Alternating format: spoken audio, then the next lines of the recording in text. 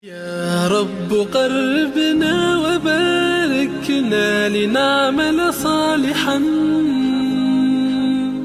في يدي رسالة التغيير. Assalamualaikum warahmatullahi wabarakatuh. Alhamdulillahi rabbil alamin. Wassalatu wassalamu ala ashrafil mursalin Sayyidina Muhammadin wa ala alihi wa ashabihi ajma'in, amma ba'd. Syukur alhamdulillah, pada kesempatan yang mulia di bulan Ramadan ini kita semua bersyukur kepada Allah Subhanahu wa taala karena kita bisa dipertemukan dengan Ramadan. Mengenai bulan Ramadan ini Allah Subhanahu wa taala berfirman, A'udzu billahi minasyaitonir rajim. Bismillahirrahmanirrahim. Syahrul Ramadan alladzi unzila fihil Qur'an hudal linnas wa bayyinatim minal huda wal furqan.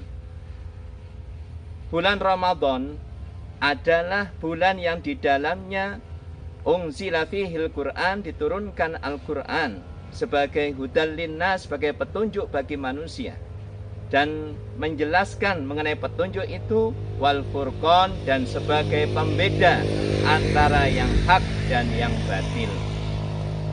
Ma'asyiral muslimin hafidhakumullah. Jadi Al-Qur'an menurut Allah Subhanahu wa taala diturunkan di dalam bulan Ramadan.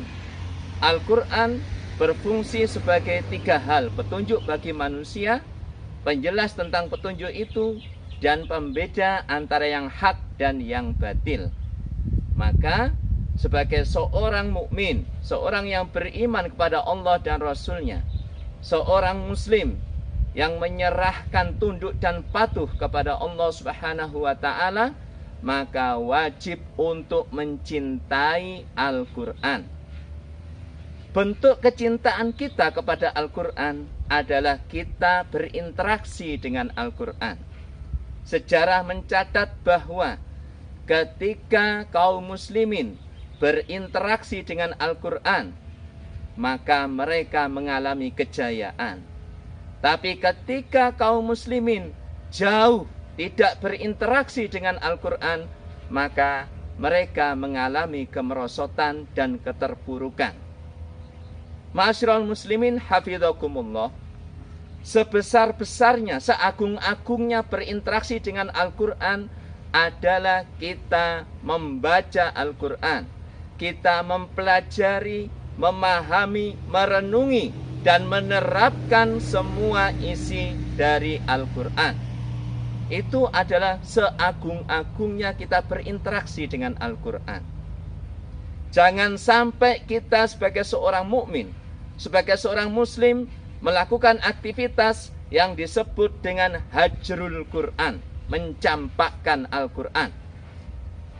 Ketika kita mencampakkan Al-Qur'an, maka Allah Subhanahu wa taala akan memberikan kesempitan hidup, kesengsaraan, dan keterpurukan dalam segala bidang kehidupan kita.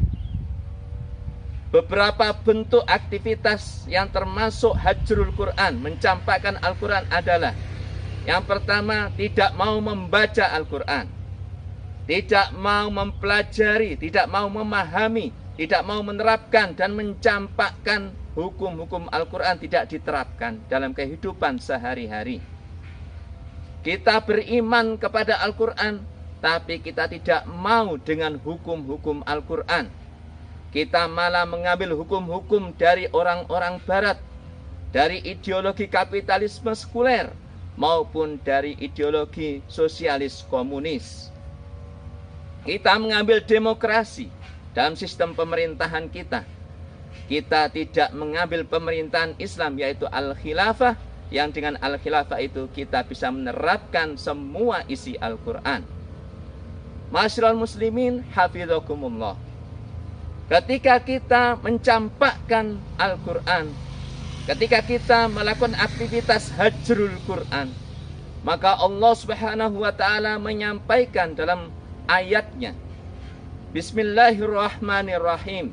Wa man a'rada an dzikri fa inna lahu ma'isyatan dhanka wa nahsyuruhu yaumal qiyamati a'ma. Dan barang siapa yang berpaling dari petunjuk, dari peringatanku, maka fa innalahu ma'isyatan donka, maka bagi mereka itu adalah penghidupan yang sempit. Makna kehidupan yang sempit adalah asyaqa fid dunya wasyaqa fil akhirah, yakni kesengsaraan dalam kehidupan dunia dan kesengsaraan dalam kehidupan akhirat. Kesengsaraan dalam kehidupan dunia adalah al-kasbul khabis warizqus sayyi, yaitu aktivitas-aktivitas yang rusak, tidak memperhatikan halal dan haram, dan mencari rizkinya, mencari rizki yang kemudian jelek, buruk, haram, tidak memperhatikan halal dan haram. Dalam kehidupan berbangsa dan bernegara, maka ketika tidak mengambil Al-Quran, yang seharusnya SDA, sumber daya alam, itu milik kaum muslimin, milik seluruh umat, maka ketika tidak mengambil Al-Quran, SDA itu diserahkan kepada swasta, kepada asing, maka terjadilah kemiskinan, kesengsaraan hidup. Ketika kemudian ada proyek besar IKN, Ibu Kota Negara Baru, yang membutuhkan biaya yang besar, maka kemudian negara mengambil utang luar negeri yang hingga tembus 7.000 triliun rupiah lebih. Bahkan inginnya negara itu rakyat juga urunan guna membiayai IKN. Di samping itu, harga-harga kebutuhan pokok ini dinaikkan.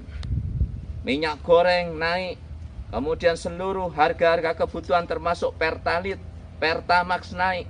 Ternyata Pertamax dinaikkan, Pertalite hilang. Padahal bahan bakar itu milik umum menurut Al-Quran dan As-Sunnah. Maka yang terjadi adalah keterpurukan hidup, kemiskinan, seperti yang terjadi saat ini. Ketika kemiskinan itu merajalela, kadal fakru ayyakuna kufron, kata Imam Ali bin Abi Thalib. Kadang kemiskinan itu menjadikan kekufuran. Maka kita lihat kejahatan-kejahatan itu banyak yang terjadi di sekitar kita.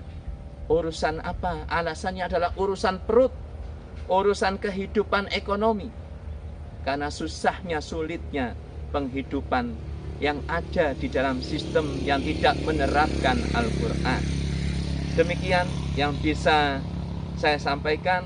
Semoga kita semua bisa mengambil ibrah, mengambil pelajaran. Di bulan Ramadan ini kita semakin mencintai Al-Quran, kita memahami Al-Quran, merenungi Al-Quran, dan selanjutnya kita mau menerapkan hukum Al-Quran, terutama dalam kehidupan berbangsa dan bernegara. Dan semoga Allah Subhanahu wa Ta'ala menjadikan negeri kita menjadi negeri yang baldatun thayyibatun warabbun ghafur, dengan menerapkan hukum-hukum dari Al-Quranul Karim. Billahi taufiq wal hidayah. Wassalamualaikum warahmatullahi wabarakatuh. قلبنا وباركنا لنعمل صالحا في يدي رسالة التغيير.